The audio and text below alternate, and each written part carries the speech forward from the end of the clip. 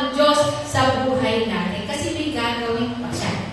Ano? At ito pong something new na ito ay may tatlong bagay, tatlong puntos ako gustong iparating sa inyo. Yung salitang bago or new ay aking pong kinategorize. Letter N. New things. A divine intervention that is unprecedented and transformative. Ano po? So sabi po dun sa Isaiah 43 verse 19, "For I am about to do something new. See, I have already begun. Do you not see it? I will make a pathway through the wilderness.